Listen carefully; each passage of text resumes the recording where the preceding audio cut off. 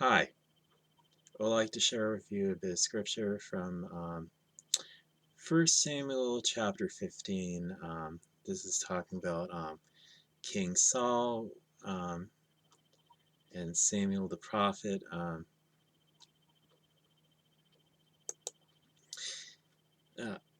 Starting with verse 1.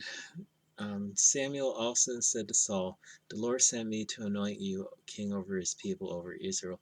Now therefore heed the voice of the words of the Lord.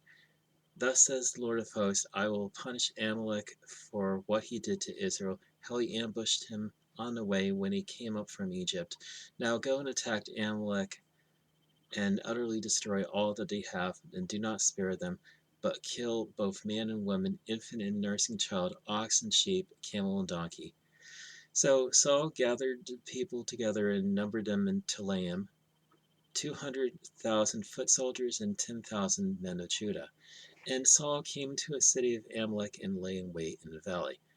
Then Saul said to the Kenites, "Go, depart, get down from among the Amalekites, lest I destroy you with them. For you showed kindness to all the children of Israel when they came up out of Egypt." So the Kenites departed from among the Amalekites. And Saul attacked the Amalekites from Havilah all the way to Shur, which is east of Egypt. He also took Agag, king of the Amalekites, alive, and utterly destroyed all the people with the edge of the sword. But Saul and the people spared Agag and the best of the sheep, the oxen, the fatlings, the lambs, and all that was good, and were unwilling to utterly destroy them. But everything despised and worthless that they utterly destroyed. Now the word of the Lord came to Samuel, saying, "I greatly regret that I have set up Saul as king, for he has turned back from following me and has not performed my commandments." And it grieved Samuel, and he cried out to the Lord all night. So when Samuel rose early in the morning to meet Saul, it was told Samuel, saying, "Saul went up to Carmel, and indeed he set up a monument for himself and has gone on around, passed by, and gone down to Gilgal." Then Samuel went to Saul, and Saul said to him, "Blessed are you of the Lord, I have performed the commandment of the Lord." But Samuel said, "What then is this bleating of the sheep in my ears, and the lowing of the oxen which I hear?"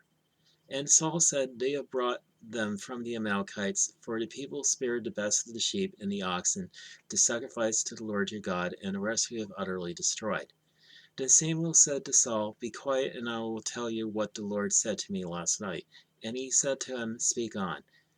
So Samuel said, "When you were little in your own eyes, were you not head of the tribes of Israel, and did not the Lord anoint you king over Israel?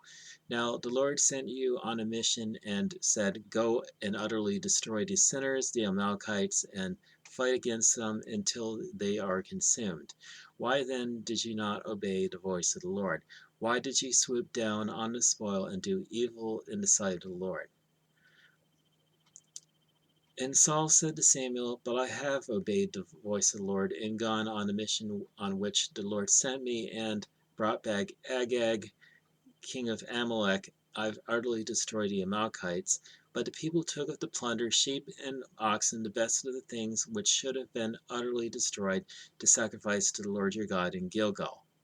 So Samuel said, "Has the Lord as great delight in burnt offerings and sacrifices as in obeying the voice of the Lord? Behold, to obey is better than sacrifice, and to heed than the fat of rams. For rebellion is as the sin of witchcraft, and stubbornness is as iniquity and idolatry. Because you rejected the word of the Lord, he has also rejected you from being king." Then Saul said to Samuel, "I have sinned, for I have transgressed the commandment of the Lord and your words, because I feared the people and obeyed their voice. Now therefore please pardon my sin and return me, that I may worship the Lord." But Samuel said to Saul, "I will not return with you, for you have rejected the word of the Lord, and the Lord has rejected you from being king over Israel." And as Samuel turned around to go away, Saul seized the edge of his robe, and it tore. So Samuel said to him, "The Lord has torn the kingdom of Israel from you today, and has given it to a neighbor of yours, who is better than you. And also the strength of Israel will not lie or relent, for he is not a man that he should relent. Then he said, I have sinned, yet honor me now, please, before the elders my people and before Israel, and return of me that I may worship the Lord your God. So Samuel turned back after Saul, and Saul worshipped the Lord. Then Samuel said, Bring Agag, king of the Amalekites, here to me. So Agag came to him cautiously, and Agag said, Surely the bitterness of death is past. But Samuel said, As your sword has made woman childless, so shall your mother be childless among women. And Samuel hacked Agag in pieces before the Lord in Gilgal. Then Samuel went to Ramah, and Saul went up to his house at Gibeah of Saul. And Samuel went no more to see Saul until the day of his death. Nevertheless, Samuel mourned for Saul, and the Lord regretted that he had made Saul king over Israel. Now, the thing I want to bring up from the scripture is basically what Samuel said to King Saul, basically to go and utterly destroy the Amalekites and destroy everything that they have, including all the animals.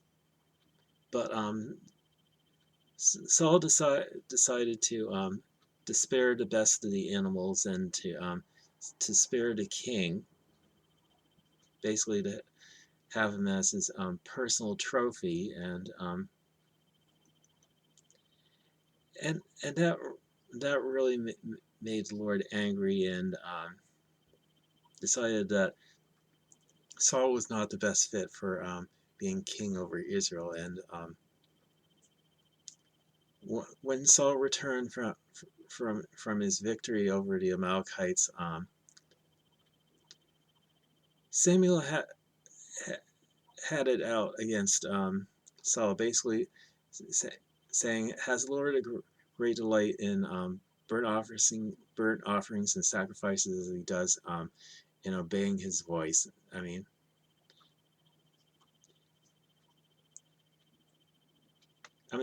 Saul claimed that he obeyed the voice of the Lord, but he really didn't. I mean, he only obeyed part of what the Lord commanded, but unfortunately, partial obedience does not equal total obedience.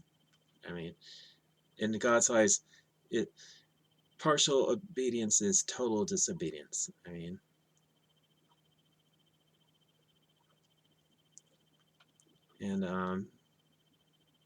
that's why Saul lost the kingdom, and the kingdom was given over to David years later. And the lesson we learn from this is that we must fully obey the voice of the Lord, no matter what He says.